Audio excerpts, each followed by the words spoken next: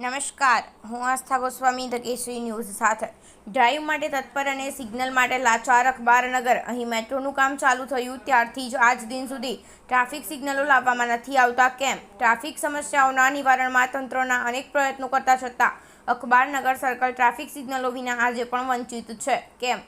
સ્ટાફની અછત અને સાથે સિગ્નલો પણ ગાયબ. આ બધાનો જવાબ પૂછે છે જનતા. તંત્ર આટલી લાચાર કેમ છે? તેમની પાસે આ બધાનો જવાબ કેમ નથી?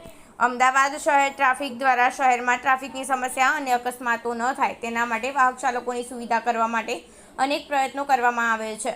અબજો રૂપિયો ખર્ચ કરવામાં આવે છે. પરંતુ અહીં અખબારનગરની વાત કરીએ તો અખબારનગર સર્કલ ઉપર જે સમયે મેટ્રોની કામગીરી ચાલુ થઈ ત્યારથી આજના દિવસ સુધી મેટ્રોની કામગીરી પૂર્ણ થઈને મેટ્રો તો ચાલુ થઈ ગઈ, પરંતુ અહીંયા 10 રસ્તાવાળા અખબારનગર સર્કલ ઉપર ટ્રાફિક વિભાગ દ્વારા ટ્રાફિક સિગ્નલો નાખવામાં આવ્યા જ નથી. બીજી બાજુ ટ્રાફિક ડ્રાઈવ કરીને વાહન ચાલકો પાસેથી મતલબ વિનાનો દંડ વસૂલી રહ્યું છે તંત્ર. ત્યારે ટ્રાફિક સિગ્નલ વિના વાર ચાલકો ટ્રાફિકનું નિયમન પણ કેવી રીતે કરી શકશે? બીજી બાજુ અપૂરતા સ્ટાફના અભાવે કેટલાક પોઈન્ટ ઉપર ઊભા રહીને ટ્રાફિકનું નિયમન કરી શકશે કર્મચારીઓ. અખબારનગર સર્કલ ઉપર ટ્રાફિક સિગ્નલો માટે જનતાને આવતી ચૂંટણીની રાહ જોવી રહી એવું લાગે છે. નોંધ, મન ફાવે તેમ મરજી મુજબ દંડ વસૂલતા માટે ડ્રાઈવર કરતું તંત્ર આમ જનતાની સુવિધાની ટ્રાફિક સિગ્નલો માટે ક્યારે જાગશે અને કોઈના ગુલામ બને આ વિના સ્વતંત્ર રીતે કામગીરી ક્યારે કરશે તંત્ર?